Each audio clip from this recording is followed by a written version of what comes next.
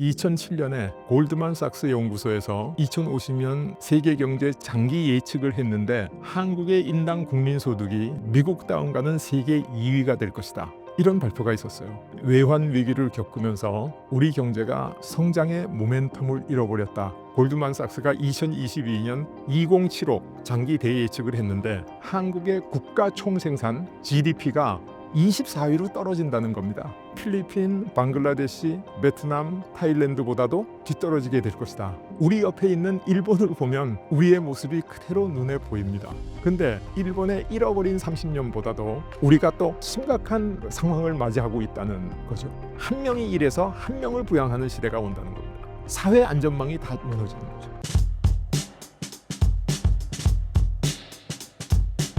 서울대학교 명예교수 김태유입니다. 저는 원래는 공과대학을 다녔고 미국에 유학 가서는 경제학으로 박사학위를 했습니다. 그리고 서울대학교 공과대학 산업공학과에 봉직하면서 지정학과 역사학을 공부해서 저는 문명사학자를 자임하고 있습니다. 제 주 연구 분야는 4차 산업혁명과 국가발전 원리입니다. 현재 한국 경제 어떤 상황에 처해 있나요? 참 중요한 질문인데 한국 경제의 현재 위치를 얘기하려 그러면 안타까운 점이 너무 많습니다. 사실 한때 한강의 기적, 그래서 한국 경제가 엄청난 속도로 발전하지 않았습니까? 그래서 저희가 IMF 외환 위기는 겪었지만은 빨리 극복하고, 그리고 2007년에 골드만삭스 연구소에서 2050년 세계 경제 장기 예측을 했는데 거기서 한국의 인당 국민 소득이 미국 다음가는 세계 2위가 될 것이다. 이런 발표가 있었어요. 그래서 그 발표를 보고 저도 가슴이 부풀었죠.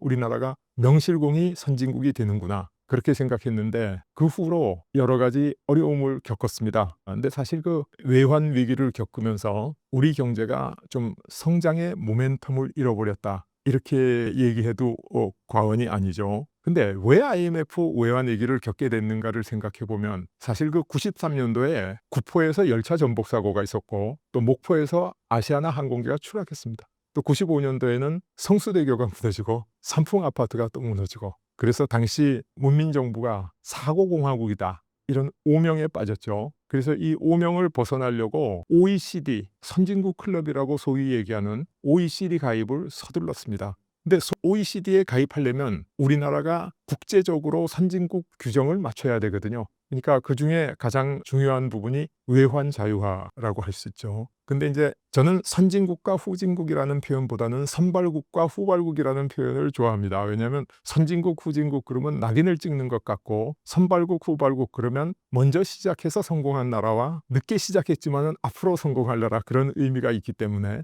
근데 소위 이제 선발 산업국이 성공하고 나면 경제가 발전하니까 자본이 많이 축적됩니다. 근데 후발 산업국은 아직 발전을 못했으니까 자본 축적이 안 된 거죠. 근데 자본 축적이 많이 된 나라에는 자본량이 많기 때문에 상대적으로 이자율이 낮을 수밖에 없죠. 근데 자본 축적이 안 된 나라에는 이자율이 높을 수밖에 없죠. 자본이 희소하니까. 그래서 OECD에 우리가 국가 수준은 선진국 수준에 도달하지 않았는데 조기 가입을 하니까 이자율이 낮은 선진국에 축적된 엄청난 많은 자본들이 우리나라로 쏟아져 들어오기 시작했죠. 왜? 이자율이 높으니까. 그런데 우리나라에 있는 기업들은 싼 이자로 외채를 쓰지 않으면 다른 기업과의 경쟁에서 이길 수가 없지 않습니까? 자본 비용이 싸지니까. 그래서 너도 나도 이제 장기 외채, 단기 외채 막 들여오기 시작했죠. 그러다가 태국, 말레이시아 이쪽 동남아시아에서 외환 위기가 터지니까 외채를 빌려줬던 선진국의 자본들이 한국도 위험하지 않나? 그래서 철수하기 시작했죠. 사실 그 우리 잘못은 하나도 없는데 하나도 없다고까지 얘기하기는 어렵지만은 근본적인 문제는 우리의 잘못으로 생긴 것도 아닌데 우리가 단기 외채가 다시 위뉴되지 않으니까, 재공급되지 않으니까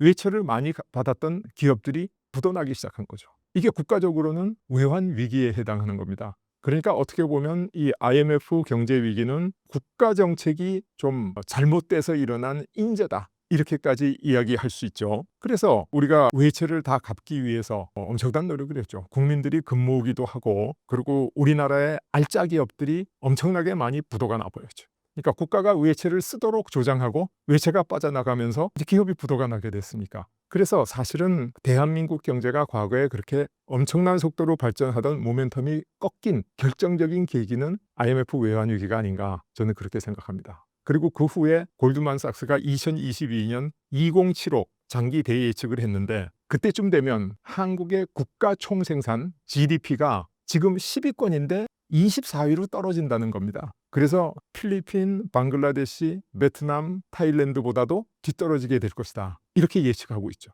그러니까 정말로 그 가슴 아픈 일이 아닌가 그렇게 생각합니다. 근데 과거에 우리나라가 그렇게 발전했던 이유가 뭔가? 그거는 이제 우리나라 사람들이 교육열이 굉장히 높고 그래서 뭐 우리 학력이 굉장히 높지 않습니까? 거기다가 또 우리가 선진국의 기술을 빨리빨리 습득했고 또 국가가 발전함에 따라서 기민하게 국가 정책이 대응을 했고 이 세 가지가 유기적으로 결합이 돼서 상승작용을 하면서 경제가 발전했는데 지금 경제가 어느 수준 이상으로 발전해서 선진국 문턱에 들어가니까 우리가 과거에 장점으로 생각했던 그 암기식 교육이 국가 발전에 도움이 되기보다는 지금 방해가 되기 시작됐다는 거예요. 또 우리가 기술을 새로 창조하지 못하고 선진국 기술을 벤치마킹하고 리버스 엔지니어링하고 모방하고 거기에 효율적인 기술 전략이 지금은 국가 발전을 막고 있다는 겁니다. 그래서 전반적으로 국가가 우리 수준에 맞는 국가 발전 원리를 제바로 이해하지 못했다. 그래서 지금 한국 경제는 상당한 위기에 처해 있는데 이게 IMF 외환 위기처럼 단기적인 급성병이면 빨리 해소할 수 있을 텐데 지금은 이미 지난 30년 이상 매 정부, 매 대통령 임기마다 대한민국의 경제 성장률이 약 평균 1%씩 대세 하락을 하는 아주 만선병에 걸려버렸다. 그래서 이것을 극복하고 성장 동력을 되찾는 것은 현재로서는 상당히 어려운 일이다. 이렇게 생각할 수 있죠. 그래서 현 상황을 두 가지 문제로 축약을 하면 하나는 우리가 자랑하고 있는 첨단 기술 산업, 반도체, 배터리, 자동차 이런 분야의 선진국의 반격과 후발 개도국의 추격 때문에 지금 위기에 처했다. 이게 하나고 또 하나는 우리가 참 벗어나기 힘든 저출산의 늪에 빠졌습니다. 그냥 저출산이 아니라 초저출산 이상의 저는 극초저출산 이렇게 얘기하는데 그 합계 출산율 2.0, 2.1을 되게 이제 인구가 유지되는 적정 수준이라고 생각하면 합계 출산율 1.3을 초저출산이라고 부르거든요. 근데 우리는 거기 반밖에 되지 않습니다. 그래서 이 두 가지 위기 때문에 현재 대한민국의 경제는 상당히 비관적이다. 안타깝지만 그렇게밖에 말씀드릴 수 없습니다. 저성장 고령화 사회에 진입한 미래의 한국은 지금과 어떤 점이 달라지게 될까요? 미래 한국 모습을 그냥 한마디로 얘기하기는 어렵지만은 우리 옆에 있는 일본을 보면 우리의 모습이 그대로 눈에 보입니다. 근데 더 심각한 문제는 일본의 잃어버린 30년보다도 우리가 또 훨씬 더 심각한 상황을 맞이하고 있다는 거죠. 일본보다도. 왜냐하면 우리가 일본이 갔던 길을 그대로 따라가고 있다 얘기하는데 일본은 소재, 부품, 장비 같은 데서 확고한 기술 기반을 갖추고 있습니다. 지금 일본 경제도 어렵고 잃어버린 30년에서 허덕이지만 이 일본이 가지고 있는 소부장에 대해서는 아주 세계적으로 그 확고한 위치가 있거든요. 근데 우리가 갖고 있는 소위 응용 산업 기술, 제조 기술 이거는 지금 엄청난 도전을 받고 있어요. 이게 언제 베트남한테 뺏길지 언제 선진국의 반격으로 뺏길지 알 수 없는 일이거든요. 그리고 자산 면에서도 보면 일본은 한때 경제가 엄청나게 발전을 해가지고 동경도를 팔면 미국 전체를 사고도 남는다 이럴 정도였죠. 그래서 일본의 엄청난 금융 자산이 해외에 보유하고 있습니다. 해외 금융 자산을 보유하고 있어요. 그래서 무역 수지는 역조가 돼도 금융 수지는 오히려 또 플러스가 되는 흑자로가 되는 이런 정도의 위치에 있죠. 아주 쉽게 표현하면 일본 경제는 한번 확 피어서 만개했다가 지금 지고 있는 꽃이라면 우리 경제는 한번 크게 피어보지도 못하고 봉우리 상태에서 지기 시작한다. 이거 심각하다고 얘기하지 않을 수가 없죠. 거기다가 저출산 고령화 속도가 일본보다 훨씬 빠릅니다. 일본이 겪고 있는 가장 큰 위기, 그러니까 일본의 잃어버린 30년의 가장 큰 원인 하나를 꼽아라. 그럼 저출산 이렇게 얘기하거든요. 근데 한국은 더 심각하다는 겁니다. 그리고 일본이 겪은 부동산 거품 그것도 우리가 그대로 답습하고 있다. 그게 우리의 현실입니다.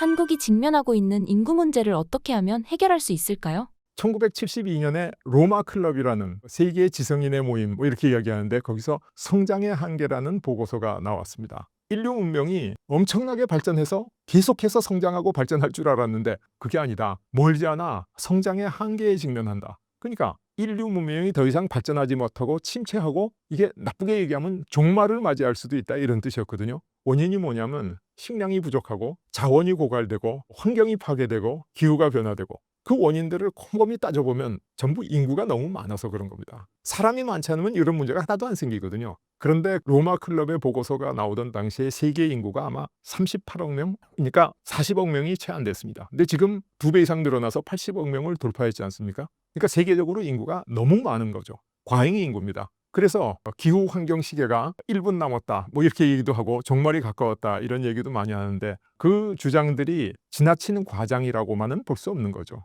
그래서 기본적으로는 출산율이 낮아지고 인구가 줄어들고 있다는 것은 인류 문명의 지속 가능성을 위한 축복이다 이렇게 이야기할 수 있죠. 그래서 OECD 평균 합계 출산율이 1.6명, 부부 2명이 아이를 1.6명 낳는다는 거죠. 그럼 인구가 줄어들지 않습니까? 그래서 이걸 저는 학생들한테 이야기할 때는 과잉 비만 상태에 있던 지구 생태계가 다이어트를 해서 건강해지고 있다. 우리 저 만병의 근원이 비만 아닙니까? 고혈압, 고지혈증, 당뇨 모든 게 비만으로부터 생기는데 이 지구도 마찬가지다. 지구 생태계도. 그래서 점점 더 건강해진다. 제가 이렇게 이야기를 하고 있죠. 그런데 우리나라의 합계 출산율은 1보다도 더 떨어져서 지금 0.7명대로 가고 있지 않습니까? 그래서 비유하자면 선진국 아니면 OECD 합계 출산율 1.6이 건강해지는 다이어트라면 우리의 출산율은 영양실조로 죽어가고 있는 상황이다. 축복이 아니라 재앙이다. 이렇게까지 제가 얘기하고 있죠. 근데 아니 왜 출산율이 낮은 게 재앙인가? 근데 어떤 사람들은 우리나라의 인구가 많아야지 국력이 강하지 않나. 그래서 출산율이 떨어지는 건 굉장히 위험하다. 이런 주장을 하는 사람도 있는데 사실 지구상에 인구가 1억 넘는 나라가 14개국인가 있습니다. 근데 그중에 선진국은 미국하고 일본 2나라밖에 없어요. 나머지는 다 개도국, 후진국 상태에 있습니다. 그러니까 인구가 많다고 좋은 게 아니죠. 그런데 우리가 선진국으로 꼽고 행복지수가 높고 훌륭한 복지국가 다 어디 있냐 하면 북구라파 유럽에 보면 인구가 500만에서 1000만 정도 되는 조그만 소국들이에요. 그렇다면 인구가 적어도 국민이 잘 살면 되는 게 아닌가? 이렇게 얘기할 수도 있죠. 그래서 인구가 많은 게 좋고 적은 게 나쁘다. 일방적으로 이렇게 얘기할 수는 없다는 겁니다.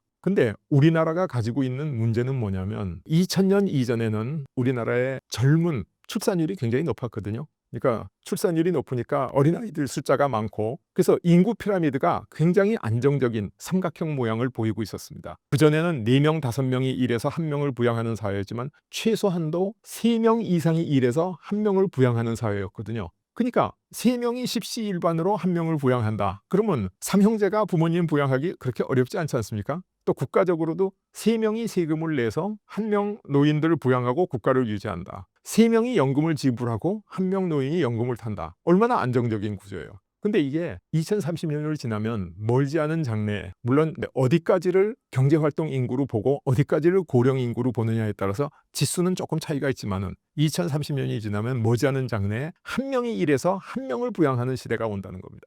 그럼 자식 1명이 부모 혼자 다 부양하려고 그러면 엄청 힘들지 않아요? 그거나 마찬가지로 의료보험을 1명이 불입하고 1명이 타서 쓰면 그럼 불입하는 사람의 부담이 엄청 커지는 거죠. 그래서 제가 이걸 얘기할 때 청년들의 허리가 휘어지는 게 아니라 부러진다. 이게 지속 가능하지 않은 상태다. 그래서 이 저출산이 2.0 이하에서 1.6 사이에 완만한 저출산 상태가 유지되면 국가 경제가 아주 건강해질 수 있는데 이 속도가 너무 빨라서 0.7, 0.8 되면 사회 안전망이 다 무너지는 거죠. 그러니까 의료보험이 부도나고 연금 재정이 부도나고 국가 재정이 부도나고 일에서 불입할 사람은 줄어드는데 그걸로 이렇게 부양해야 될 사람은 늘어나면 이건 위기 중에도 엄청난 위기인 거죠. 그래서 이게 우리 위기의 본질이다. 그래서 왜 합계 출산율 1.6은 건강한 다이어트고 합계 출산율 0.7은 이건 완전히 영양실조로 죽어가는 대재앙인가 이 말씀을 드리는 거죠. 그래서 지금까지 많은 사람들이 출산율을 높여야 된다, 출산율을 높여야 된다 이렇게 얘기하는데 출산율 높이는데 실제로 성공한 나라가 없습니다. 단편적인 성공은 있었어요. 한때 프랑스에서 출산율이 올라갔다, 출산율 제고 정책이 성공했다 하는데 자세히 조사해 보니까 프랑스 여성들은 아이를 더 낳지 않고 알제리계 이민 여성들이 아이를 많이 낳았다는 겁니다. 그리고 연구 보고서에 보면 단편적으로 보육을 좀 더 많이 해줬든지 출산 휴가를 많이 줬더니 이런 여러 가지가 효과가 있었다. 이런 연구 결과들도 있는데 이거는 굉장히 단편적인 연구. 종합적으로 보면 어떤 출산율을 높이기 위한 국가적인 사회적인 노력도 실제로 출산율에 큰 영향을 주지 못했다라는 게 사실은 종합 결론입니다. 그러면 지금 우리가 뭘 해야 되냐? 출산율을 높이려는 허무한 노력. 지금까지 우리가 380조 원을 투입해가지고 출산율이 1.3에서 0.7로 떨어졌다 이렇게 이야기를 하지 않습니까? 근데 지금 우리가 해야 될 건 출산율을 높이는 정책이 아니라 부양비를 개선하는 정책이다. 어떤 분들은 이 얘기 처음 하면 그게 무슨 얘기지? 이렇게 오해하시는데,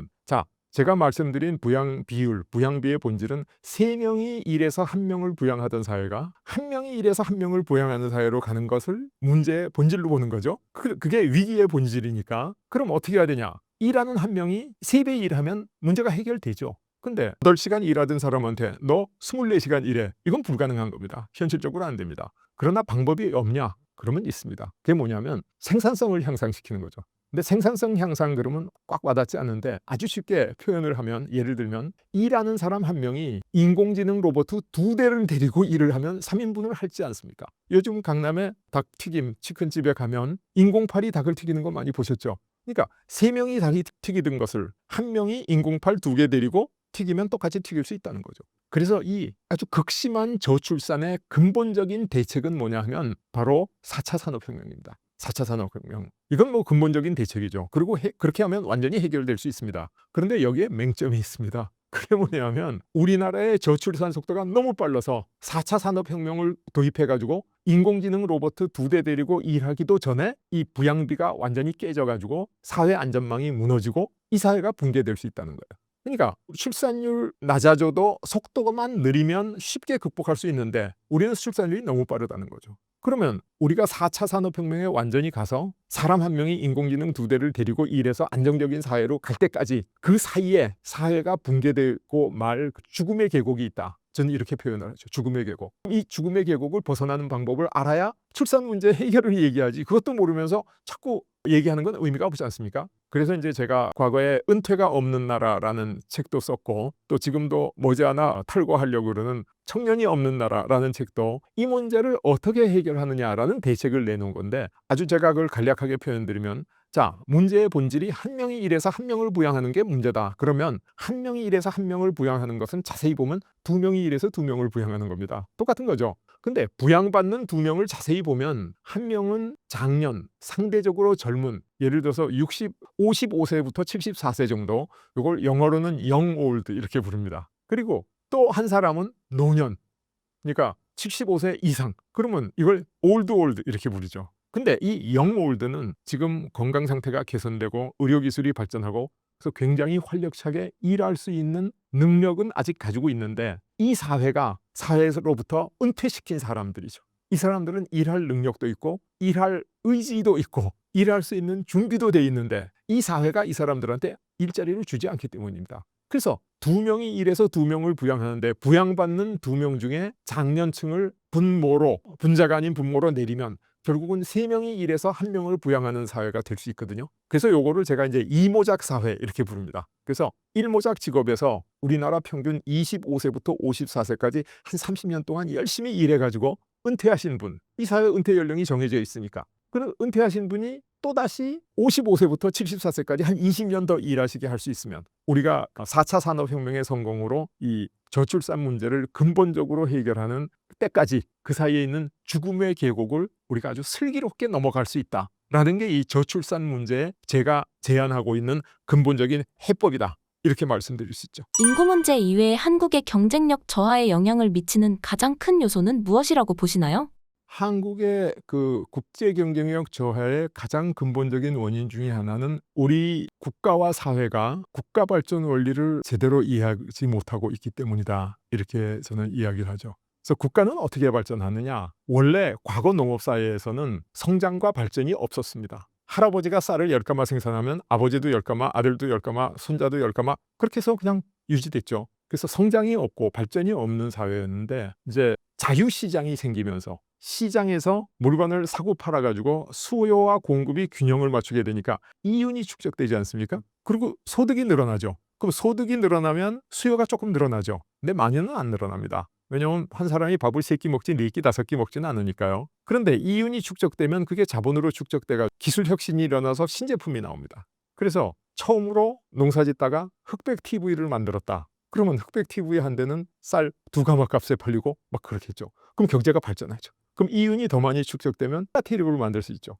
기술 혁신을 더해가지고. 그러면 칼라 TV 한 대는 쌀 5가마 값에 팔 수 있다. 그러니까 경제가 더 빨리 발전하겠죠. 그래서 이 축적된 이윤이 그 자본으로 축적돼서 기술을 혁신시켜 가지고 경제를 점점 발전시키는 것. 요거를 생산자와 수요자, 소비자 사이에서 시장 안에 경제 내에서 국가를 발전시킨다. 그래서 내생적 성장 이렇게 부릅니다. 근데 내생적 성장은 먼저 시작한 나라는 빨리 발전하고 있고 늦게 시작한 나라는 뒤쫓아가는데 먼저 시작한 나라가 흑백 텔레비 만들면 쌀 생산만 하는 농업국하고는 격차가 벌어지지 않겠습니까? 근데 후발국이 우리도 흑백 텔레비 생산해. 그럼 선진국은 칼라 텔레비 생산해 버리죠. 그럼 격차가 더 벌어지지 않겠습니까? 그래서 이 기술 혁신의 속도와 자본 축적의 속도에 따라서 선발국과 후발국 간의 간격이 점점 커지거든요. 이게 내생적 성장, 자유시장의 한계입니다. 그러니까 완전한 자유시장에서는 부자는 더 빨리 부자가 되고 가난한 사람은 더 늦게 부자가 돼서 격차가 점점 커진다. 그죠? 그러니까 기업도 자본금 1억 가진 회사하고 자본금 10억 가진 회사가 똑같이 노력해서 자본금을 2배로 늘리고 매출을 2배로 늘리면 1억 10억에 9억 차이 나던 게 2억 20억 하면 18억 차이가 나게 되는 거죠. 그래서 그거를 극복하는 방법을 외생적 성장. 그래서 후발 산업국이 우리가 이래서는 안 되겠다. 시장에 맡겨놓으니까 격차가 점점 커지잖아. 그럼 어떻게 해야 되지? 국가 공권력이 뛰어들어가서 국가 발전을 도와줘야 되겠다. 그래서 뭐 한 가지 우리가 제일 잘 아는 예를 들면 우리가 경제개발 초기에 대한민국의 기업은 일본 기업하고 경쟁할 수가 없었죠. 일본 기업은 이미 대기업 수준으로 자리 잡고 있는데 우리는 전부 학고방 수준의 중소기업 경쟁이 안 되는 거죠. 그래서 국가가 어떻게 했냐면 수출 특혜금융 그래서 작은 기업한테 엄청난 재원을 조달해서 값싼 저리로 빌려주고 또 키스 같은 것도 만들고 그래서 국가가 기술도 보급하는데 엄청나게 도와주고 그래서 기업을 급조해서 키워가지고 국제 경쟁력을 키운 거거든요. 근데 우리나라 기업을 키우려 그러면 우리나라가 만드는 조악한 제품이 팔려야 되는데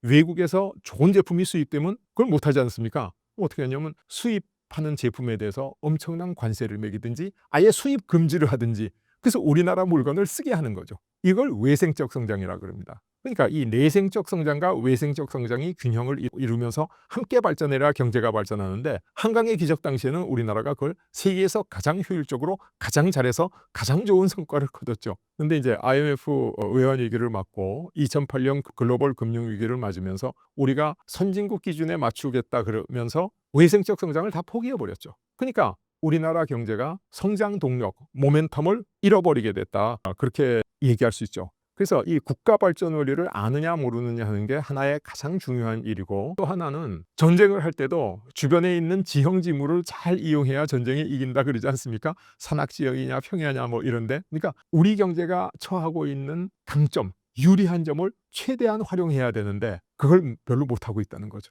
그래서 뭐 지금 당장의 얘기가 여러 가지 할 게 많지만은 가장 대표적인 얘기는 앞으로 머지않아 동북아시아에 엄청난 지각 변동이 옵니다. 그 지각 변동이 뭐냐면 지구 온난화로 인해서 북극 항로가 녹아서 새로운 항로가 생기는 거죠. 인류 문명에 큰 길이 생기는 거죠.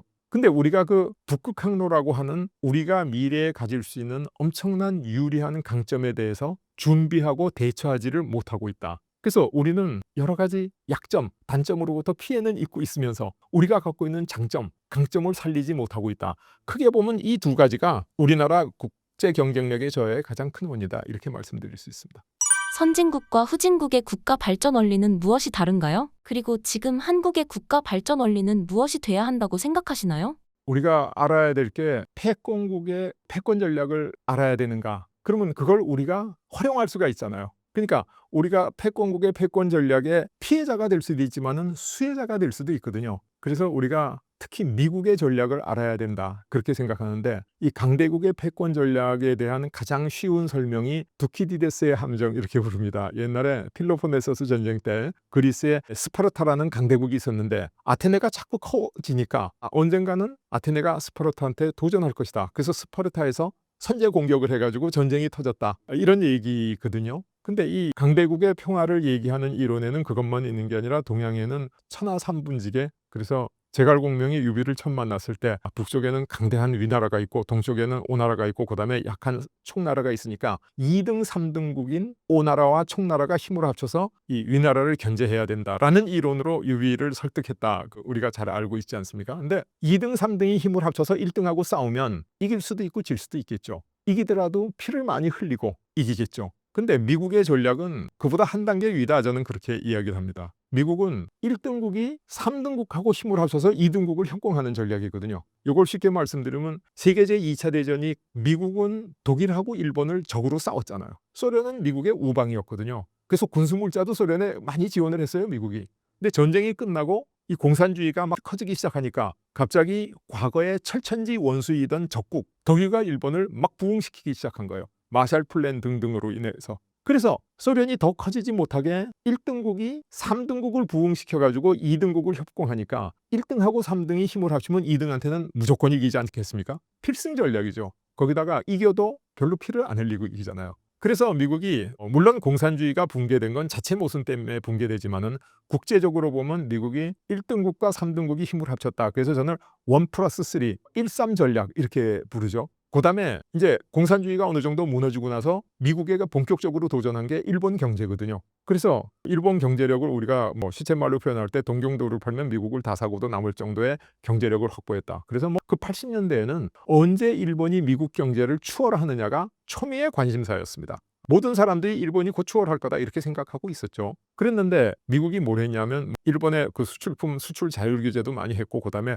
플라자 합의 그래가지고 아주 쉽게 말씀드리면 일본의 예내 가치를 2배 올린 거예요. 그럼 일본이 수출하던 자동차 가격이 10,000불짜리가 20,000불이 된 겁니다. 일본의 반도체 수출하는 게 값이 2배가 된 거예요. 그 틈에 대한민국의 현대자동차와 삼성반도체가 클 수 있었던 거죠. 만약에 미국의 플라자 합의가 없었더라면 아마 지금 현대자동차와 삼성반도체가 지금의 위상의 반의 반도 찾기 힘들었을 거예요. 왜냐하면 그때 일본에 뭐 7개, 8개 자동차 회사가 막 자동차 석권하고 있었고 그다음에 반도체 일본이 뭐 거의 세계 시장을 석권하고 있었거든요. 그러니까 우리는 그때 미국이라는 강대국의 1-3 전략의 수혜자가 된 거죠. 우리가 그걸 이용했다 이렇게 얘기를 할 수 있죠. 그래서 미국의 강대국의 전략이 1-3 전략이라면 그럼 우리는 어떤 전략을 써야 되냐? 미국이 우리를 3등국으로 지정해서 우리한테 기회를 주는 것을 그냥 기다려야 되느냐? 우리한테 꼭 기회가 오느냐? 그런 건 아니에요. 우리가 열심히 노력해가지고 그 위치를 쟁취해야 되거든요. 근데 거기에 비해서 우리의 전략은 뭐냐면 우리는 지금 사실 중간쯤 되는 나라거든요. 우리가 앞쪽으로 경쟁하는 나라가 EU, 일본 이렇게 우리보다 선진국이죠. 우리를 뒤쪽에서 쫓아오면서 경쟁하는 나라가 뭐 베트남, 타일랜드 같은 개발도상국들이 또 있죠. 뭐 터키 이런 나라도 거기 포함되지만 중국도 거기 포함돼 있었습니다. 근데 중국은 이미 우리를 확 초월해서 2등국으로 가버렸죠. 그러면 우리는 앞뒤에서 우리를 앞선 경쟁자와 뒤따르는 경쟁자와 경쟁을 해야 되는. 경쟁에는 승패가 나지 않습니까? 이걸 근공의 관계다. 가까우니까 공격하는 관계다. 저는 이렇게 얘기하는데 근교 근공에서 원교는 뭐냐면 적의 적은 동지인 거죠. 왜냐하면 적을 양쪽에서 공면하면 유리하니까. 근데 우리를 앞서 있는 중국 이런 나라들의 앞서 있는 나라는 미국 아닙니까? 1등국. 그러니까 제1등국군에 있는 미국과 3등국군에 있는 한국이 협조하면 이 원교 근공으로 우리 앞서 있는 가까운 선진국을 압박할 수가 있죠. 그다음에 우리 뒤에 있는 개발도상국과 이 개발도상국 뒤에 원자재를 공급하고 석유, 뭐 가스 이런 거, 곡물 이런 걸 공급하는 러시아나 남아메리카 같은 나라가 있거든요.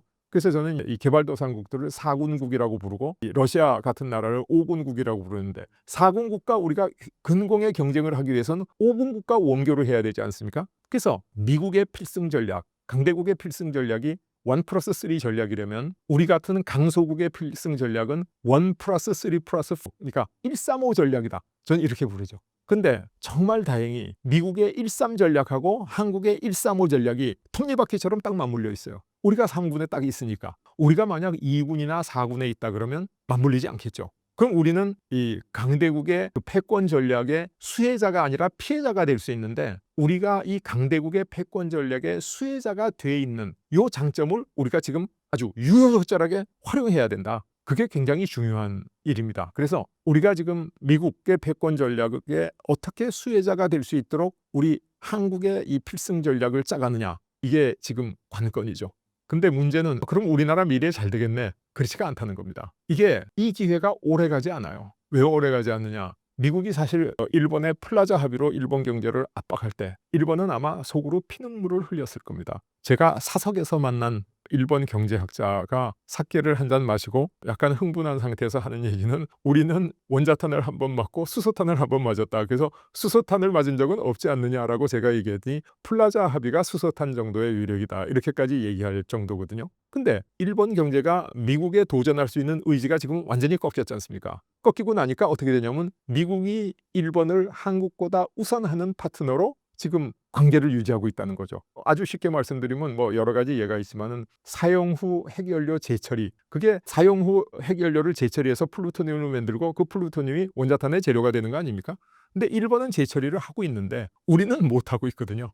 그러니까 뭐 그게 국제 원자력 기구 이런 걸 다 통해서 하겠지만 결국은 미국의 강대국의 의도가 거기 숨어 있는 건데, 모든 면에서 일본이 미국의 더 강력한 파트너가 돼 있는 이유는 일본이 미국 입장에서는 한국보다 훨씬 가치 있고 쓸모 있는 우방 파트너이기 때문에 그렇다라는 객관적인 사실은 우리도 인정을 해야죠.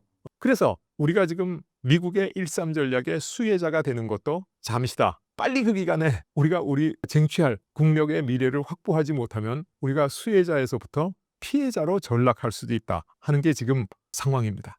지금의 미중 패권 전쟁을 어떻게 보고 계신가요? 지금 상황을 얘기하려 그러면 앞의 상황부터 이게 어떻게 전개 내려오는지를 알아야 되거든요. 근데 이제 선발 산업국과 후발 산업국이 있으면 그러면 선발 산업국이 좋은 상품을 더 좋은 기술로 더 잘 만들고 후발 산업국은 기술도 떨어져 자본도 떨어져 잘 못 만들잖아요. 그래서 시장에서 자유무역을 하면 선발 산업국이 일방적으로 유리하겠죠. 더 좋은 물건을 만드니까. 그래서 후발 산업국은 다 망하고 못 쫓아가지 않습니까? 그래서 보호무역을 시작하는 겁니다. 선발국에서 만든 좋은 물건에 관세를 붙여가지고 가격을 높이면 후발국 상품도 팔릴 수 있는 거죠. 그러면 누가 더 공정한 거냐? 선발국 입장에서는 시장에서 그냥 물건을 더 좋은 물건 만들어서 팔면 우리가 이겨야 되는데, 근데 후발국 입장에서는 아니 어린애하고 어른하고 1대1로 싸우면 어른이 어린아이를 두드려 패는 게 이게 공정한 거냐? 이렇게 얘기할 수 있잖아요. 그러니까 우리가 바둑을 뜰 때 잘 뜨는 사람은 못 뜨는 사람한테 야 2점 3점 놓고 떠, 젖바둑 해주는 게 공정한 건지 아니면 그냥 해서 강한 사람이 무조건 이기는 게 공정한 건지는 보는 각도에 따라서 완전히 다른 거예요.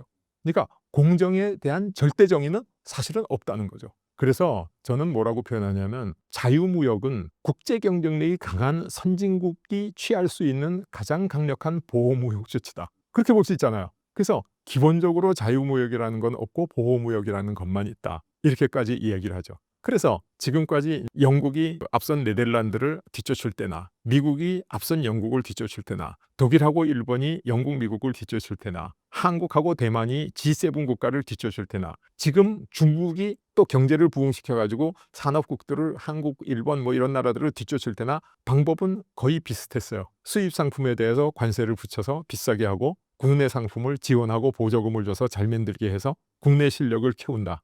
근데 이게 크게 보면 표현에 따라 다른데 반칙과 사다리 걷어차기 이렇게 표현하는 사람들이 있어요. 왜냐하면 자유무역을 하는데 갑자기 외국 물건에 대해서 수입 관세를 붙이고 자기 나라 물건에 대해서 보조금을 주고 이게 일종의 반칙이라는 거죠. 이걸 제일 먼저 개발한 사람들이 영국 사람들이에요. 왜냐하면 그 전에 선진국이었던 네덜란드는 국가가 산업을 발전시킨 게 아니라 그 당시엔 산업혁명정이라는 사는 게 없고 주로 상업이었는데 이 라인강이 북해로 막 흘러들어가는 강 어귀에 장사하기 좋은 지역이 생기면 거기에 도시가 형성되지 않겠습니까? 그래서 자생적으로 도시들이 막 형성됐어요. 유럽 중심에 라인강 주변에. 그래서 제일 큰 도시가 홀랜드, 두 번째 큰 도시가 제일란트, 세 번째 큰 도시가 위트레이트. 근데 요 도시 7개가 모여서 독립을 선언해 버린 거예요. 그러니까 부자들이 모여서 부자 나라를 만든 거야. 그래서 그때 네덜란드가 얼마나 부자였냐를 측정하는 지표가 그 당시에 유럽 전체에 국제 무역을 하는 상선이, 그 상업 사회에서는 상선이 국가 경쟁력이었거든요. 상선이 2만 척 있었는데 1만 5천 척 이상이 네덜란드 국적선이었다 할 정도로. 근데 영국이 가만 보니까 네덜란드하고 경쟁이 안 되지 않았습니까? 그러니까 처음으로 공권력, 외생적 성장이 뛰어들어가지고 네덜란드 물건을 막 압박하고 항해 조례를 만들고 무역법을 만들고 수입 관세를 만들고 이러면서 네덜란드를 따라잡았어요. 물론 마지막엔 네덜란드가 반격을 하니까 영란 전쟁을 통해 가지고 또 이겼죠. 그러니까 처음으로 자유무역이라는 일반 질서에 대한 반칙을 한 나라가 영국인데, 영국이 네덜란드를 꺾고 세계에서 제일 강력한 국가가 딱 되니까 그때 마침 아담 스미스가 국부론도 쓰고 자유무역에 대한 이론도 막 하면서 자유무역이 절대선이다 이런 주장을 하기 시작한 거예요. 요걸 이제 사람들이 사다리 걷어차기 그러죠. 후발국이 선진국이 되기 위해서 사다리 만들어서 타고 막 올라가서 방칙인데 올라간다면 뒷사람 못 오게 사다리를 치워버린다. 미국도 똑같이 했습니다. 유럽에서 들어오는 물건에 관세를 엄청 붙여가지고 몰일 관세법 그래가지고 거의 50% 가까이 되는 관세를 붙이고, 사실 그것 때문에 미국의 남북 전쟁이 일어났죠. 그러니까 관세를 많이 붙이니까 북부의 공장주들은 조악한 미국 제품을 많이 팔아서 돈을 버는데, 유럽도 미국 제품에 대해서 관세 붙이는데 미국이 수출하는 게 목화였으니까 목화에 관세 붙이면 남부의 농장주들이 엄청난 피해를 입으니까 남북이 경제적으로 갈라져가지고 전쟁한 거거든요. 그 다음에 독일하고 일본도 그랬고 한국하고 대만도 그랬고 지금 중국도 그랬고 다 한 가지 방법으로 발전해 왔다는 거죠. 이게 일관적인 국가 발전 원리다 이렇게 얘기를 하고 있죠. 근데 지금 어떻게 됐냐면 미국이 지금 제일 강대국이고 슈퍼파워고 세계를 이끌어가는 나라인데 미국이 상품 경쟁력이 뒤떨어지기 시작한 거예요. 그래서 무역 역조가 심각해진 거예요. 그랬더니 과거에는 뒤쫓던 후발국이 하던 관세를 이제는 제일 앞서 있는 미국이 관세를 높이는 게 지금 트럼프 행정부의 정책 아닙니까? 그래서 요거를 우리가 어떻게 극복하느냐에 따라서 한국의 미래가 결정되는 거죠. 그러니까 우리나라가 그동안 경제적 침체를 겪은 이유는 IMF 외환위기 그리고 2008년 글로벌 경제위기 이걸 겪으면서 우리가 국가가 개입해서 도와주는 외생적 성장을 포기해버린 거죠. 왜 포기했냐면 옛날에 공산주의가 무너지는 걸 보고 관치는 나쁜 거야. 정부가 개입하면 안 돼. 이렇게 생각해가지고 우리가 선진국 기준을 빨리 받아와서 그러니까 내생적 성장을 하는데 외생적 성장을 못하니까 선진국하고 격차가 벌어진 거죠. 그래서 이제 한국하고 대만 같이 약진하던 나라가 소위 중진국의 함정에 빠졌다. 이렇게 얘기할 수 있는 거죠. 그래서 우리가 지난 30년 동안 경제성장 동력을 잃고 경제성장률이 대세 하락을 하면서 중진국의 함정에 빠지게 된 근본 원인은 WTO 체제라고 하는 국제적인 사다리 걷어차기 때문이다 라고 얘기한다면 거기 플러스 지금 미국의 통상 압박, 관세 이 두 가지가 겹쳐서 지금 우리 한국 경제가 미래가 굉장히 암울하고 지금 1인당 소득 8만 불이 넘는 8만 2천 불인가요? 미국 경제는 2%, 3% 성장을 기대되는데 한국 경제는 지금 거의 0%대 성장된다. 국민소득은 미국의 반도 안 되는데 3만 4천 불인데 이게 우리가 가지고 있는 경제 위기의 본질이다. 이렇게 얘기할 수 있습니다. 과거에 가장 앞선 나라가 관세 정책을 쓴 적은 없었는데 미국은 지금 슈퍼파워지만은 무역 역조를 엄청나게 심하게 겪고 있잖아요. 그러니까 미국의 국가 경쟁력으로 보면 미국이 1등국에서부터 지금 떨어져 있는 거죠. 그러니까 총체적인 경제력이나 군사력이나 산업기술력은 1등국인데 상품 경쟁력은 2등국으로 떨어졌으니까 어쩌면 미국도 과거에 영국, 미국, 독일, 일본, 한국, 대만, 중국 지금까지 해오던 일관성 있는 관세 정책을 쓰고 있다라고 봐도 무리가 없는 거죠. 그러니까 미국의 입장은 두 가지입니다. 다른 면에서는 1등국 슈퍼파워인데 상품 경쟁력에서는 2등국으로 떨어졌으니까 이제 우리도 관세 정책을 쓸 거야. 그렇게 얘기하고 있는 거죠. 그래서 미중 패권 전쟁의 승자가 누가 될 것인가라는 데 대해서는 사실 지금 세계 지식인들의 그 초미의 관심사 아닙니까? 그리고 미중 패권 전쟁의 승자가 누가 되느냐에 따라서 우리 대한민국의 미래가 결정된다. 이렇게까지 얘기해도 과언이 아니죠.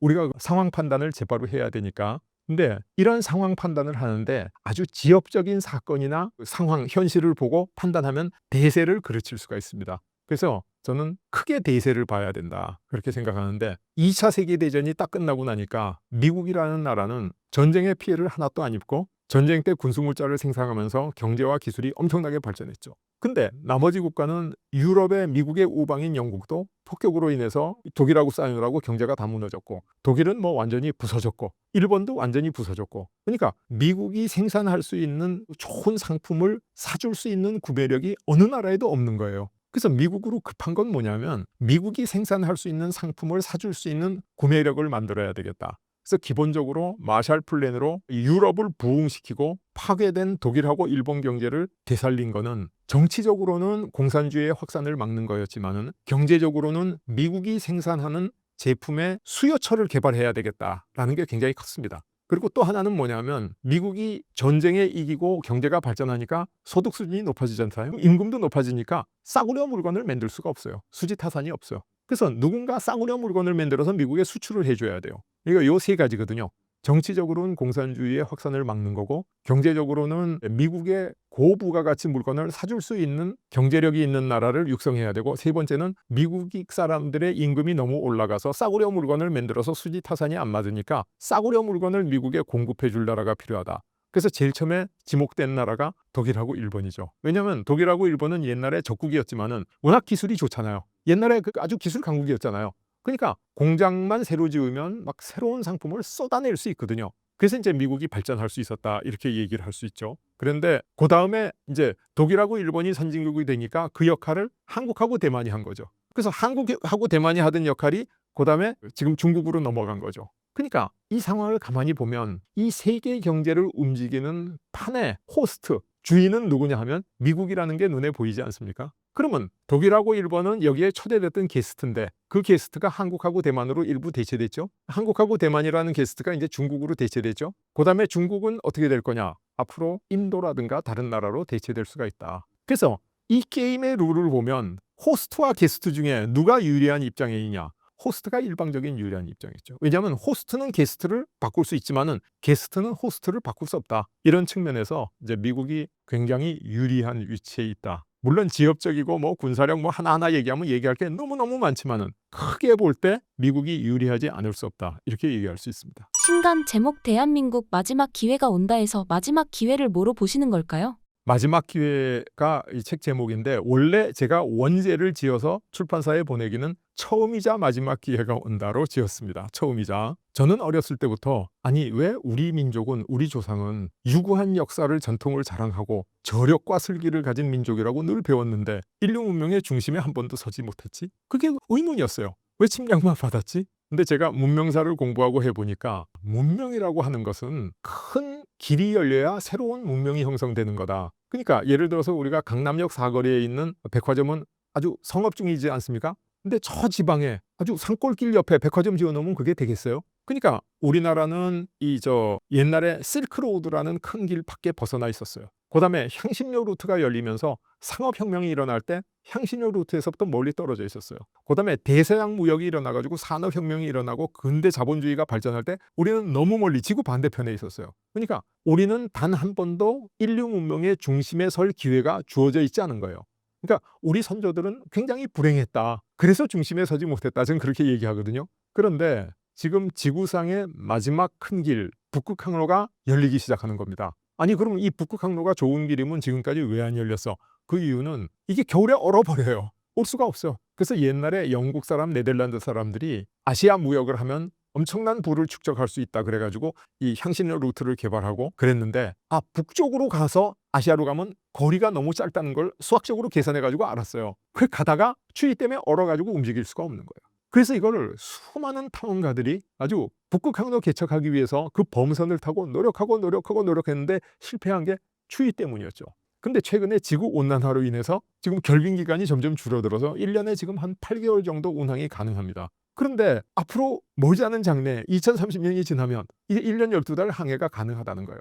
얼음 조금 얼어도 이게 매년 녹았다가 어는 얼음은 쉽게 깨고 갈 수 있습니다. 강도가 약해가지고. 그래서 지금 북극항로가 개통돼서 이 상용화되는 기간이 멀지 않았다. 짧으면 5년, 길면 10년. 그러니까 이건 내일 모레죠. 그래서 이게 우리한테 처음 기회가 온 겁니다. 그런데 지구상에 더 큰 길이 없어요. 이게 남은 마지막 길입니다. 그래서 우리가 처음 우리 한반도를 찾아온 기회, 그리고 앞으로는 또 찾아오지 않을 마지막 기회, 이 기회를 우리가 잡지 못하면 안 된다는 거죠. 이게 기회가 되는 이유는 제가 앞에 에피소드에서 말씀드린 미국의 전략하고도 상당히 관계가 있습니다. 지금 미국이 피보트 아시아, 그래가지고 전통적인 맹방인 유럽 중심을 두지 않고 또 한때 석유 수입 때문에 중동이 미국의 최고의 관심사였는데 그것도 관심을 두지 않고 미국의 모든 관심을 동아시아로 옮긴다. 이게 피보트 아시아거든요. 근데 미국이 그렇게 하는 이유는 뭐냐면 중국이 부상해서 경제력, 군사력, 기술력에서 중국이 미국을 위협하니까 미국이 가지고 있는 패권국의 절체절명의 필승 전략, 1.3 전략을 하기 위해서는 중국을 압박해야 되는 거죠. 근데 중국을 압박하려고 그러면 어떻게 해야 되냐면 북극항로가 미국한테 아주 필요한 거죠. 왜냐하면 북극항로가 이 유라시아 대륙을 감싸고 돌고 있기 때문에. 그래서 미국이 아시아로 오는 이유는 중국과의 패권 질서, 패권 쟁탈전을 위해서 미국의 가장 중요한 관심사가 바로 아시아로 오는 거다. 그 다음에 두 번째는 뭐냐면 우크라이나하고 러시아가 전쟁을 했잖아요. 근데 우크라이나를 EU가 전체적으로 살상 무기를 지원하고 돕지 않습니까? 그러면 러시아는 이제 유럽 국가들하고 앞으로 상당 기간 동안 관계 개선을 못합니다. 수십만 명이 죽었다 그러는데 그게 다 형제들이고 자매들 아니에요? 근데 그 관계 개선이 되겠어요? 그러니까 러시아는 이 기회에 유럽 국가로부터 아시아 국가로 거듭날 수밖에 없어요. 그래서 이제 아시아로 오는 겁니다. 근데 마침 북극 항로가 녹아내리니까 러시아는 북극 항로를 통해서 아시아로 올라고 동진하게 되죠. 근데 이 북극 항로는 대부분이 러시아의 영해나 러시아의 세력권 안에 있습니다. 그래서 러시아가 절대적인 권한은 갖고 있지만은 물론 베링 해협에서 알라스카하고 만나가지고 미국도 상당한 영향력이 있습니다. 그리고 미국의 자본력이나 경제력이나 이런 도움 없이 북극 항로가 활성화될 수가 없어요. 그러니까 러시아는 미국의 도움을 절실히 필요하는 거죠. 그러니까 미국은 중국을 포위해서 압박해서 도전 의지를 꺾기 위해서 러시아가 필요하고 러시아는 전쟁이 끝나면 경제가 완전히 무너집니다. 대불황으로 갑니다. 러시아 경제가 지금 5% 성장한다는 건 전시 물자 생산 때문이거든요. 전쟁 끝나면 물자가 필요 없어지잖아요. 그럼 생산이 다 멎죠. 그러면 러시아가 이 대불황을 극복하기 위해서는 러시아가 엄청나게 가지고 있는 석유, 가스, 곡식 이런 지하자원을 막 엄청나게 팔아치워야 이걸 겪을 수 있거든요. 그러니까 러시아가 이런 위기 상황에서 전후에 뭔가 전후 극복을 하기 위해서 북극 항로를 통해서 석유와 가스와 이런 거를 팔고 장기 계약을 맺을 때 우리는 석유 한 방울 나지 않으니까 우리가 그걸 다 사다 써야 되지 않습니까? 그러니까 요 기회를 놓치면 우리가 러시아의 석유도 가스도 혜택 보기가 어렵다는 거죠. 왜냐하면 석유 가스 같은 건 물건 사다 팔고 그다음 딴 사람한테 팔고 그게 안 되거든요. 파이프라인 한번 묻어두면 주구장창 그 파이프라인으로 가스를 공급해야 되는데 지금 러시아에서 천연가스 파이프라인이 지금 중국으로 이미 가 있는데 지금 두 번째 시베리아 힘 그래서 더 큰 파이프라인을 만드는 걸 하고 있거든요. 그래서 러시아 가스, 석유가 다 중국으로 가고 나면 우리는 영영 쓸 기회가 없어지는 거죠. 그러니까 우리가 빨리 뛰어들어야 됩니다. 그래서 지금 동북아시아에서 미국의 1.3 전략이 미국과 러시아와 한국의 이익이 동반되고 있다. 그래서 이 기회가 우리한테 아주 정말로 좋은 기회, 처음이자 마지막 기회라는 거죠. 이미 중국이 미국에 대한 도전 의사가 도전 역량이 꺾어지고 나면 이제 중국이 미국한테 한국보다 더 중요한 파트너가 될 수도 있죠. 일본의 경우처럼. 그다음에 러시아가 일본이나 중국하고 석유 가스 공급 계약을 다 체결하고 유전 개발하고 파이프라인 놓고 나면 우리는 영원히 석유 한 방울 나지 않는 나라로 전락할 수가 있죠. 그래서 이 기회가 마지막 기회이고 굉장히 절박한 기회입니다. 또다시 오지 않는 기회죠. 바로 그런 뜻입니다. 현재 북극 항로 개통의 강대국들은 어떤 준비를 하고 있나요? 그 나라들은 맹렬히 준비하고 있습니다. 근데 사실 사람들이 북극 항로 그러면 야 지금 뭐 4차 산업혁명 정보화 시대에 항로라는 건 좀 구닥다리 같은 얘기가 아닌가 이렇게 선입견을 가질 수 있는데 사실은 그렇지 않습니다. 대서양 항로가 열리면서 산업혁명이 일어났거든요. 아니 대서양 항로로 물건 갖다 파는데 산업혁명이 왜 일어나지? 근데 영국 사람들이 총 같은 무기, 술, 그다음에 뭐 천 이런 제품을 아프리카에 팔아요. 그럼 아프리카의 추장들이 흑인들을 노예로 잡아서 그 대가로 팝니다. 그럼 미국 사람들이 그 노예를 데려다가 서인도 제도, 콜럼버스가 제일 처음에 갔던 데죠. 큐바 뭐 이런 거 있는 그 지역에 사탕수수 농장이 엄청 많습니다. 거기서 사탕수수를 노예들을 시켜가지고 생산해가지고 영국으로 갖고 가는 게 삼각무역이거든요. 근데 이 무역을 하는데 사탕수수는 뭐 향신료나 다른 물건처럼 사다가 파면 되는 게 아니라 사탕수수의 껍질을 벗기고 압착해서 즙을 뽑은 다음에 이걸 끓여서 옐로 케이크를 만들고 이걸 정제해야 되거든요. 요 과정이 제조업이에요. 일종의. 그래서 영국 사람들이 이 삼각무역을 통해서 제일 처음에 제조업에 눈을 뜨게 된 거예요. 그래서 대서양 항로가 산업혁명을 일으켰는데 지금 정보화 사회의 가장 큰 특징은 국제 분업 아닙니까? 그다음에 맞춤 생산 아닙니까? 개별 수송 아닙니까? 근데 과거 산업혁명 시절에 대량 생산, 대량 수송 시대에는 컨테이너 하나에다 물건을 빡빡하게 채워가지고 다녔는데 이제 어떻게 되냐면 개별 생산해가지고 개별 포장이 되는 게 한 가지 제품을 만들기 위해서 수십 개국의 제품들이 모여야 되는 거예요. 그러면 물동량이 무지하게 많아지죠. 이걸 옮기지 못하면 정보화가 성공하지 못하는 겁니다. 그래서 지금 우리가 많이 쓰고 있는 수에즈 항로라 그러는데 말라카 해협의 적체, 수에즈 운하의 적체, 남중국 해의 분쟁 이것 때문에 지금 있는 수에즈 항로, 적도 항로 혹은 남방 항로가 정보화 사회의 물량을 소화할 수가 없어요. 그러면 정보화 사회의 물량을 소화할 수 있는 대체 항로가 필요한데 그게 바로 북극 항로라는 겁니다. 그래서 북극 항로가 열리면 4차 산업혁명이 완성된다는 거예요. 그래서 사실 4차 산업혁명이 정보화 혁명이지만은 북극 항로를 기반으로 이게 완성될 수밖에 없다라는 게 이제 문명사를 연구하고 산업혁명을 연구한 저 같은 사람들의 결론이죠. 근데 여기에 대해서 어떤 준비를 하고 있냐? 일본 맹렬히 준비하고 있습니다. 일본이 태평양 전쟁을 했던 이유가 ABCD 라인, 그래서 아메리카, 브리튼, 차이나, 더치, 이 4개국이 일본에 대해서 석유 금수 조치를 취하거든요. 그래서 일본이 전쟁을 하지 않을 수가 없었어요. 일본은 이 뼈아픈 그 기억을 갖고 있죠. 그래서 그걸 극복하려고 한때 이 동남아 유전지대를 다 점령했다가 이제 앞으로 동남아 유전지를 다시 점령할 수 없지 않습니까? 그래서 일본은 이 북극 항로하고 북방 진출에 오래전부터 엄청난 노력을 들이고, 오늘 제가 그 자료를 다 말씀드릴 수는 없지만 아주 치밀하게 준비하고 있습니다. 그게 일본이고, 중국은 1대1로 사업이라는 게 있지 않습니까? 근데 이걸 빙하 실크로드 그래가지고 북극 항로로 지금 발전시키고 있어요. 그래가지고 지금 1년에 8개월 정도밖에 항해 못하는데 수익성이 별로 없는 북극 항로에 이미 컨테이너 상선들을 띄워가지고 선점 효과를 노리려고 맹렬히 준비하고 있습니다. 그래서 이 북극 인접 국가들이 만든 이사회에도 옵서버 국가로 가입했고, 우리도 물론 옵서버 국가입니다만 아주 북극 항로에 아주 엄청난 노력을 들이고 있어요. 그리고 우리가 잘 아다시피 중국 사람들이 그린란드에도 눈독을 들이고 굉장히 노력해서 미국이 거기에 대해서 굉장히 반발해서 그린란드를 접수하겠다, 군사력도 사용을 배제하지 않겠다, 이렇게까지 얘기하고 있잖아요. 이게 바로 우리가 얘기하는 우리가 아까 얘기한 그 러시아 쪽으로 가는 북동 항로와 그 북극의 반대편 카나다 쪽으로 가는 북서 항로거든요. 그러니까 지금 일본, 중국, 미국, 이 강대국이란 나라들은 전부 북극 항로 준비에 막 매진하고 있다, 이렇게도 과언이 아니죠. 근데 우리는 준비하고 있느냐? 별로 안 하고 있어요. 어떤 사람들은 뭐라 하냐면, 야, 북극 항로 그게 언제 녹아내릴 거라고, 그렇게 좀 현실적이지 않는 얘기처럼 생각하는데, 그런 얘기 들으면 정말 가슴이 아파요. 왜냐하면 미국 같은 나라가 이렇게 선진 강대국이 될 수 있었던 이유는 그 동부 13개주에서 겨우 영국으로부터 독립한 나라가 엄청난 거금을 주고 중간에 루이지아나라는 미국의 중부를 프랑스의 나폴레옹으로부터 사버리지 않습니까? 그거는 그 당시로 보면 정말 몇십 년, 몇백 년, 100년 후를 위한 투자지 당장 필요 없는데 그걸 했거든요. 그다음에 미국이 알래스카를 러시아로부터 살 때 사람들이 뭐라고 비난했냐면, 그 북극곰의 녹슬은 냉장고를 돈을 주고 샀다, 뭐 비난하는 사람은 그랬죠. 근데 미국이 그거 사가지고 지금 알래스카가 미국이 세계 경영의 전초 기지가 돼 있지 않습니까? 근데 지금 당장 필요가 없고, 북극 항로가 개통된 것도 우리 러시아 쪽 북동 항로는 개통이 빠른데 카나다 쪽 북극 항로는 훨씬 늦어요. 그런데도 불구하고 그린란드를 매입하겠다. 그게 선진국의 지도자고, 그런 선진국의 지도자를 지지하는 국민이 선진국 국민인 겁니다. 근데 지금 북극 항로가 언제 녹아내리냐 이렇게 얘기하는 사람들은 죄송하지만 좀 후진국 국민이라고 얘기할 수가 있죠. 그래서 지금 북극 항로는 곧 열립니다. 그리고 이거는 대한민국의 미래입니다.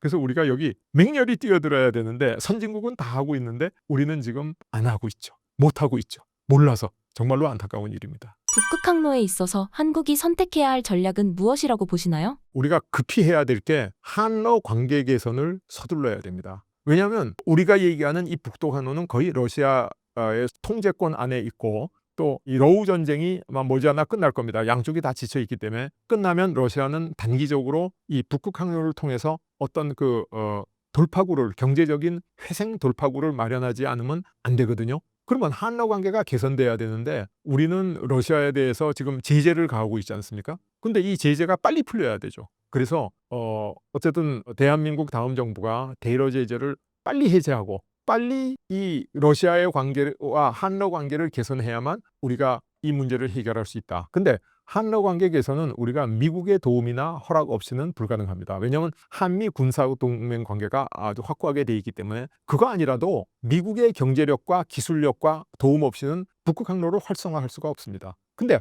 한미 관계를 개선해야 되는 거예요. 그래서 제가 이거를 책에서 모아서 한미러의 합종, 이런 표현을 쓰고 있는데, 우리가 러시아의 관계를 개선하고 그러기 위해서 미국의 허락을 받고 미국의 도움을 요청하고 그래가지고 이걸 개선해야 된다. 근데 지금 한국하고 미국의 사이에 걸려있는 현안 문제 중에 가장 큰 문제가 통상 문제와 이 미군 주둔비 아닙니까? 아마 다음 정부가 들었으면 트럼프가 아주 강력하게 우리한테 그걸 요청할 겁니다. 근데 사실 미국하고 우리가 1대1로 부딪혀서 덕볼 일은 없습니다. 우리가 미국보다 약한 나라고 작은 나라라고 그런 뜻만 아니라, 우리는 미국에 수출을 많이 하고 미국은 우리한테 수출을 못하니까 우리가 거기에 아주 강대강으로 대응할 수가 없는 거죠. 그래서 불가피하게 미국의 요구를 상당 부분 수용해야 됩니다. 근데 미국의 요구를 수용할 때 우리가 해야 될 일은 뭐냐면, 미국의 요구를 수용함으로써 우리가 경제적으로 입는 부담이 생기지 않겠어요? 그 부담의 10배, 20배를 한러 협력에서 되찾아야 된다는 거죠. 그럼 우리가 미국에 뺏긴 걸 러시아에서 빼서 그럼 러시아는 손해보는 거야? 그렇지 않다는 거예요. 지금 러시아는 이 전쟁이 끝나면 대불황을 탈출하기 위해서 협력이 필요하고 한국과 러시아의 관계는 윈윈의 관계가 윈윈의 관계가 면 보완 관계라는 거죠. 경쟁이 아니라 보완. 우리는 러시아에 주고 러시아는 우리가 받고. 그래서 우리가 미국과 통상 압력이나 이 주둔비에서부터 우리가 양보한 부분 그 이상을 러시아의 관계에서 찾고 그만큼 러시아한테도 혜택이 돌아간다는 거죠. 그래서 한미로의 합종이 중요하다. 그래서 지금 우리나라의 북극 항로가 개통됩니다. 이걸 빨리 우리가 찾아서 대한민국의 미래의 성장 동력이 되고 우리 대한민국 강소국의 필승 전략으로 키우려면 한국과 미국과 러시아의 합종이 필요합니다. 이게 주장하는 거죠. 그래서 외교적으로 러시아하고 협력 관계를 개선했어요. 미국도 동의했어. 그래서 우리가 협상을 잘했어. 그렇다 그래서 우리가 성공할 수 있냐? 마지막 문제가 있어요. 심각한 문제가 있습니다. 왜냐하면 항로가 열리는 것보다 더 중요한 게 거점 항구를 확보하는 거거든요. 근데 우리나라의 거점 항구 입지로는 부산, 울산 여기가 있는데 지금 부산의 인구가 줄어들고 경제가 침체되고 있어요. 울산, 창원, 포항 이게 전부 녹슬어가는 구식, 레거시 산업단지입니다. 그런데 한국하고 중국을 비교해보면 이 항구로서 중국의 상해, 닝보, 선전 이런 대항구 이 중국이 물동량 처리 능력이 한국의 10배쯤 됩니다. 그러면 북극 항로가 열려도 그 수혜의 10%는 우리가 지금껏 가져온다 해도 90%는 다 뺏기는 거죠. 그래서 빨리 지금 해야 될 일이 뭐냐? 부울경을 살려야 돼요. 부산 경제를 살리고 울산, 포항 여기를 첨단 산업화하고 그래서 북극 항로의 거점 항구를 확보할 수 있는 기반을 마련해야 돼요. 그래서 저는 지금 이 부울경을 살려서 북극 항로의 거점 항구를 확보하기 위한 준비는 마치 한때 우리가 대한민국의 국운을 걸고 경부 고속도로를 만드는 것 그 이상의 거국적인 사업으로 추진을 해야 된다. 제가 그렇게 말씀드릴 수 있죠. 구독자님들에게 한 말씀 부탁드립니다.